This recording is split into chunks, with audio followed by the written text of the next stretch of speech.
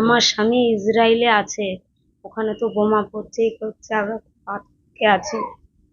তাহলে বাজে বাজে কথা হয়, জিজ্ঞাসা করি কি হচ্ছে, বলে এখন ভালো আছি, আবার বলে খারাপ আছি। লক্ষ্য কিছুটা বেশি উপার্জন, লক্ষ্য একটু ভালো থাকা, চলছিল একভাবে। কিন্তু মধ্যপ্রাচ্যে ঘনীভূত সংকট কালো ছায়া ফেলেছে নদিয়ার তেহট্টের মানুষগুলোর মধ্যে। অর্থ আসা তো বন্ধ হয়েইছে, উপরন্তু ইসরায়েলে যারা গেছে তাদের জন্য চিন্তা বেড়েছে। তাদের কথা ভাবতে ভাবতে এক হচ্ছে দিন রাত। কিভাবে ফিরবে? যুদ্ধবিধ্বস্ত ইসরায়েলে আছেই বা কিভাবে? ভেবে কুল পাচ্ছে না প্রিয়জনেরা, পড়ছে চোখের জল। আমার স্বামী ইসরায়েলে আছে, ওখানে তো বোমা পড়ছেই করছে, আমরা আটকে আছি। তাহলে বাজে বাজে কথা হয়, জিজ্ঞাসা করি কি হচ্ছে, বলে এখন ভালো আছি, আবার বলে খারাপ আছি। এরকম বলে আমাদের খুব দুশ্চিন্তা হয়।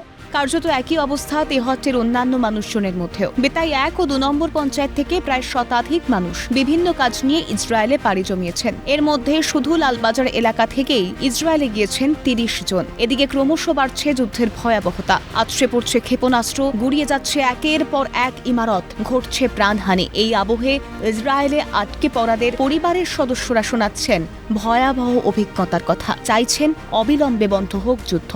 হ্যাঁ, ভালোই খারাপ লাগে, খুবই খারাপ লাগে শুনলে।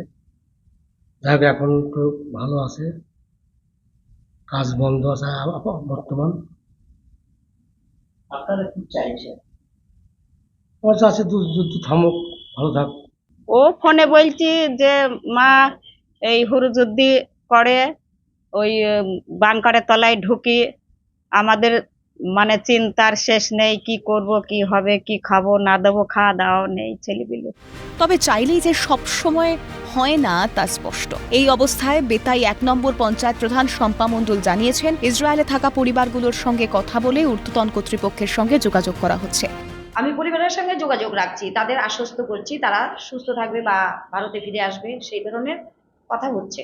আমি ওনাদের নাম, প্রত্যেকটা পরিবারের সঙ্গে যোগাযোগ রেখে তাদের নাম নিয়েছি এবং ঊর্ধ্বতন কর্তৃপক্ষকে জানিয়েছি। এমতো অবস্থায় যদি ইসরায়েলের যুদ্ধ পরিস্থিতি না সামলানো যায়, তাহলে ভারত সরকারের কাছে আবেদন করা হবে বা আমাদের সরকার ওনাদের পাশে আছেন বা ওনাদের ফিরিয়ে নিয়ে আসার ব্যবস্থা করবেন। এই অবস্থায় ইরান ইসরায়েলে আটকে পড়া পরিবারের পাশে দাঁড়িয়েছে প্রশাসন। ইরান ইসরায়েলে আটকে পড়াদের পরিবারকে সরকারি সাহায্যের আশ্বাসও দেওয়া হয়েছে। তো আমাদের যে বিভিন্ন নিউজ মিডিয়ার মাধ্যমে আমরা যদি খবরটা পাই এবং ফ্যামিলির যারা আছে তারা যদি আমাদের মাধ্যমে অ্যাপ্রোচ করে, তাহলে আমরা নিশ্চয়ই কিন্তু আমাদের কাছে যে গভর্নমেন্টের মাধ্যমে যে চ্যানেলসগুলো অ্যাভেলেবল আছে তার মাধ্যমে তাদের আমরা যতটুকু হেল্প করতে পারবো, তাদের পরিবারকে যে সাপোর্ট দিতে পারবো, সেটা আমরা নিশ্চয়ই করব।